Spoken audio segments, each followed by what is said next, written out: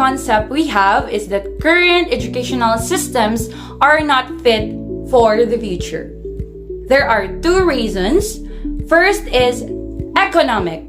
Countries are trying to figure out how to prepare children for work when we simply don't know what work looks like in the future.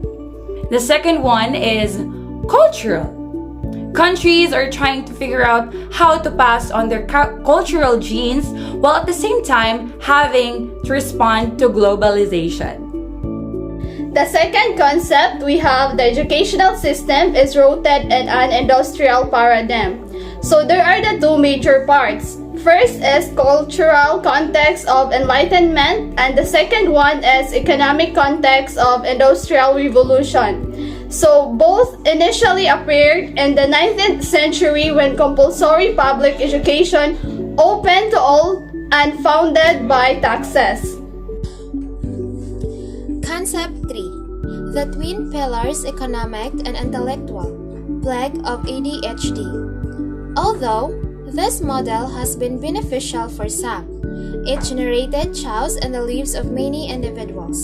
However, there have also been many who have benefited greatly from it, but most individuals have not. The fourth concept is we medicate our kids to get them through education. The first reason is drugging the kids with ADHD with Ritalin. The increasing use of drugs to kids is to effectively get them through school by anestheting them. The second is increasing education is about conformity. The current paradigm is mainly to do with standardization, and we need to shift the paradigm and go in the other direction.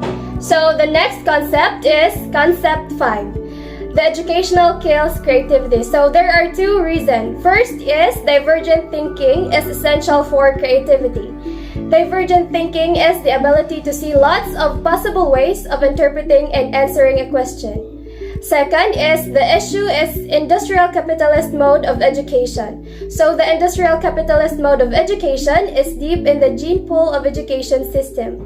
It is an educational paradigm which will be hard to shift. Next is concept 6, shifting the education paradigm. There are three reasons. Firstly, destroy the myth that there is a divide between academic and non-academic subjects and between the abstract and the theoretical. Secondly, recognize that the most great learning takes place in groups. Collaboration is the staff of growth rather than individualizing people, which separates them from their natural learning environment. And finally, we need to change the habitual ways of thinking of those within the education system and the habitats which they occupy.